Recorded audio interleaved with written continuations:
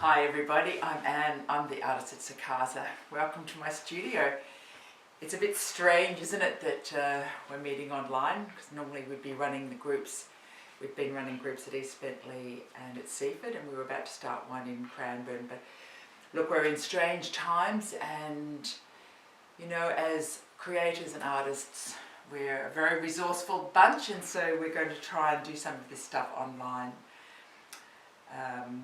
Those of you that have been in the groups, we kind of expected this was going to happen, and we started to think about ways that you can continue to be a creative and be part of a creative community whilst this pandemic is restricting our movements. So what I thought is that each week I'd set a little project that you can do at home, and I'm hoping that you will, do it in your own way with whatever resources that you've got, and then post up some pictures on our Facebook page so that we can share with each other, and we can,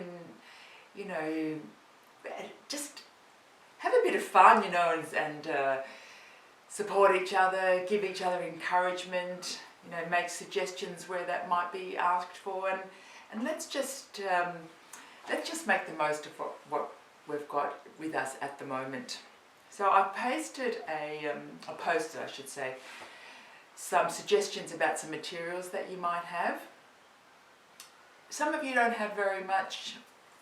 We can always do whatever project that I'm going to set for you with, with the grey lead if you can, or I saw an artist the other day. I was out at some studios at Castlemaine, and I saw the work of an artist who he'd done everything just in mud that he'd found when he'd been travelling around Australia. So remember to draw on that resourcefulness that I know that you all have, and let's just have some nice times together.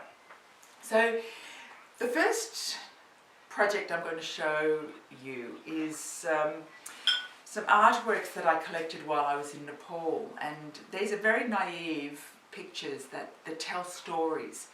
They tell the stories of the village life and what goes on there, and I've put up a few pictures, and I'm just going to ask you to take a little bit of time and just see if you can figure out what some of the activities are, because when I've seen these, when I've worked in Nepal, the Nepalese can look at these and they know very clearly what's going on in those villages, and they can tell me, like say from this picture, the step-by-step of things that are going on.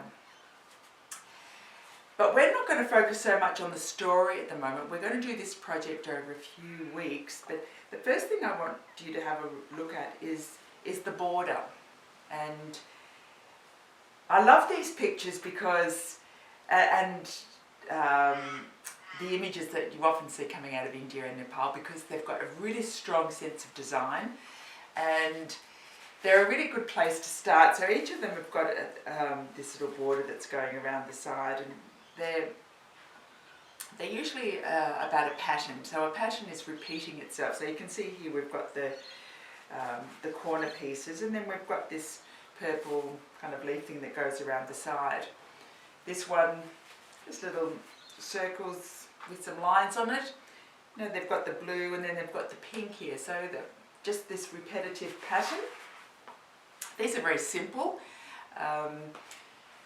Anyone could do that. This one's a little more complex. And this is a picture that I love. This comes from West Bengal, which is one of the states in India, and it's created by minstrels who go from village to village, and this is telling a story.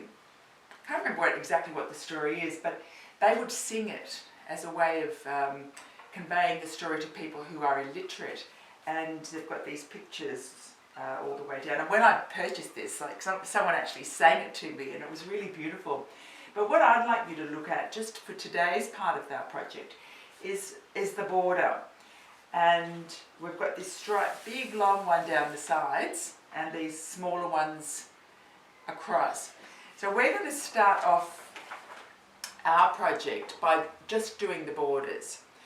So if you've got some paper, you can divide it up into some strips, maybe, it's up to you, but we were doing things that are maybe 4 or 5 centimetres wide.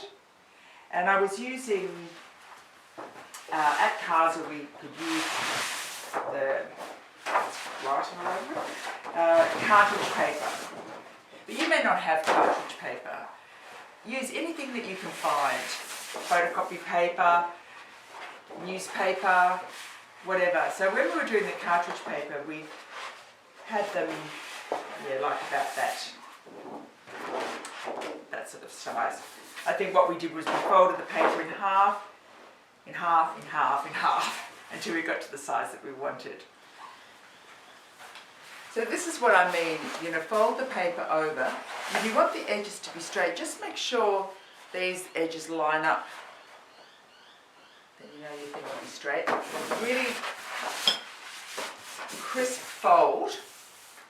So you can use a pen or something just to make that edge really nice and sharp. Personally, I prefer to tear the paper. I find scissors make things a little bit jagged. So keep your finger near the top and just very gently pull the paper apart. If you go slowly, it should tear fairly easily, as you can see. But I'm doing it quite slowly.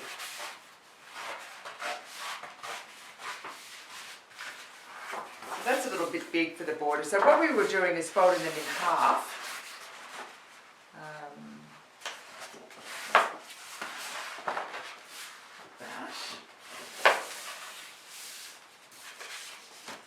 Just making a nice sharp fold.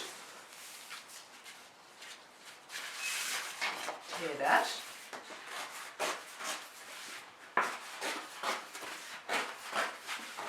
I'm going to put up some pictures on this video of some of the images of work that we did in other Casa groups, so you can see where we're headed with this project. So that might be a little bit wide, but you have to choose for yourself what's going to suit you for your design. So you can fold it in half again. It's a bit tricky when they're small. We're going to be sticking these down onto a bigger piece of paper, so it doesn't matter if they get a bit just crumpled up along the way.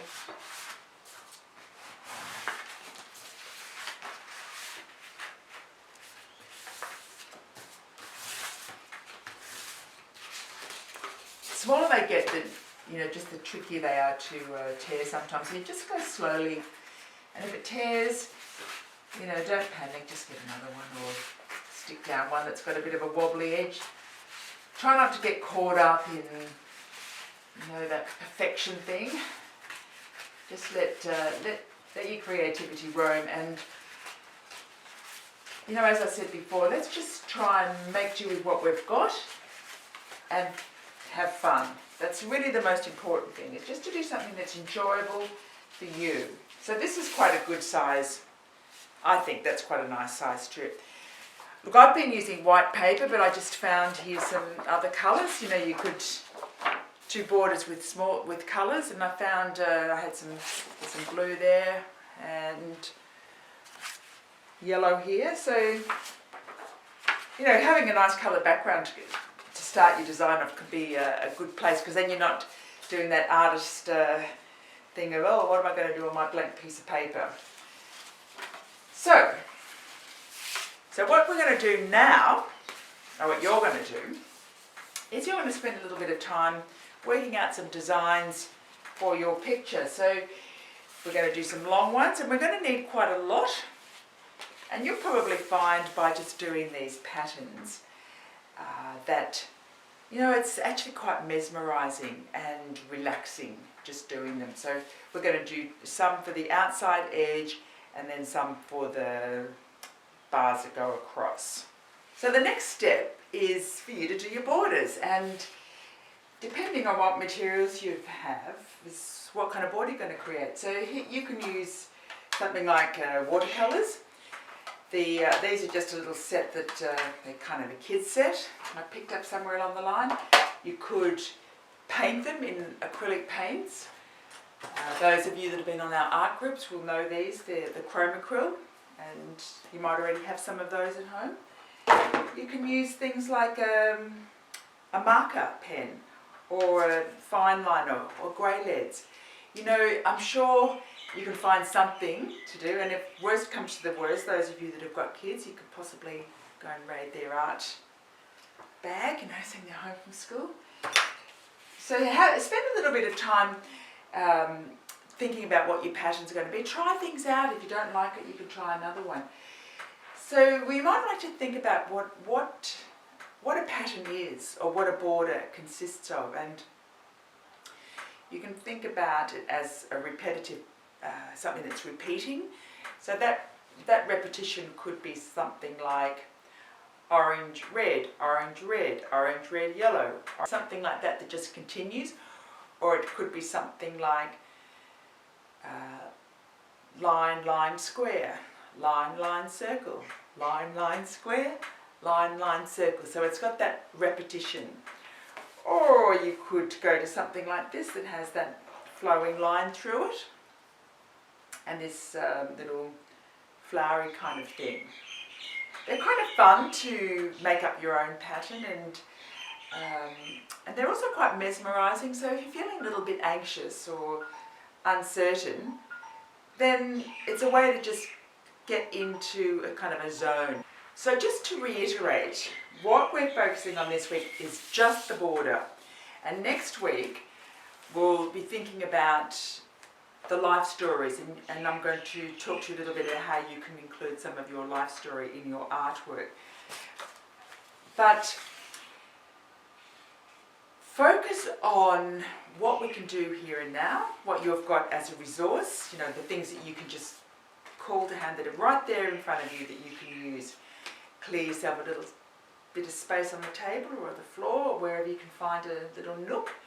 Put on some nice music or an audio book, and just get to it. And I'm going to be really keen to see what you do. Just post some pictures and put them up in the Facebook page, and let's all share them. Okay? So have a good week until I see you next.